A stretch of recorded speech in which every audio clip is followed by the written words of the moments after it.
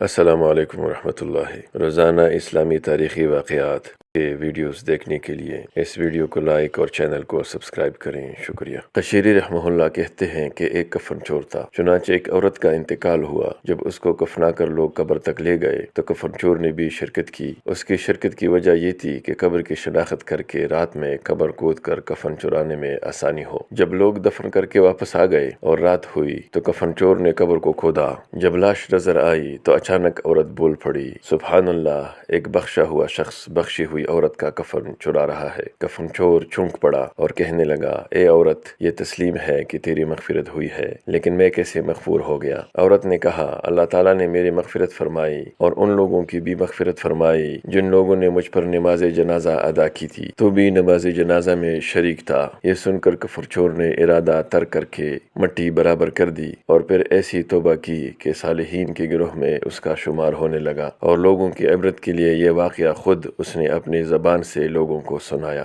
عبادہ بن صامت رضی اللہ تعالی عنہ، جو ایک جلیل القدر بدری صحابی ہے، فرماتے ہیں کہ ایک دن میں حضرت انس رضی اللہ تعالیٰ عنہ کے ہاں ایک دعوت پر حاضر ہوا۔ ایک باندی میرے لیے ایک تولیہ لائی، تولیہ کافی میلا تھا۔ حضرت انس رضی اللہ تعالیٰ عنہ نے کہا کہ اس کو صاف کر کے لے آؤ۔ وہ باندی بھاگی گئی اور جلتے تندور میں اس تولیے کو ڈالا اور اٹھا کر واپس لے آئی۔ میں نے دیکھا تو وہ تولیہ بالکل صاف ستھرا میرے سامنے تھا۔ مجھے حیرانگی ہوئی۔ میں نے حضرت انس رضی اللہ عنہ سے پوچھا کہ اس میں کیا راز ہے؟ انہوں نے بتایا کہ ایک مرتبہ نبی صلی اللہ علیہ وسلم میرے ہاں تشریف لائے تھے۔ میں نے آپ صلی اللہ علیہ وسلم کے ہاتھ مبارک دھلوائے اور آپ صلی اللہ علیہ وسلم کو ہاتھ خوش کرنے کے لیے یہ تولیہ پیش کیا۔ جیسے آپ صلی اللہ علیہ وسلم نے اپنے ہاتھ مبارک خوش کیے، اس دن سے آگ نے اس تولیے کو جلانا چھوڑ دیا۔ جب یہ میلا ہو جاتا ہے، ہم اسے آگ میں ڈالتے ہیں، آگ اس میل کو کھا لیتی ہے، صاف تولیہ ہم آگ سے باہر نکال لیتے ہیں۔ سیدہ فاطمہ زہرا رضی اللہ عنہا نے روٹیاں لگائیں،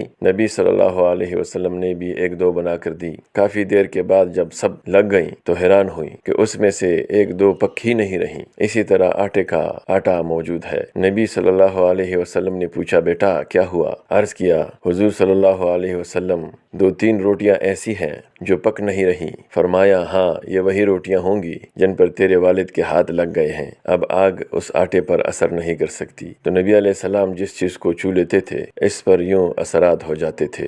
اللہ ہم سب کو رسول اللہ صلی اللہ علیہ وسلم کے سنت پر عمل کرنے کی توفیق عطا فرمائے، آمین۔ السلام علیکم ورحمۃ اللہ وبرکاتہ۔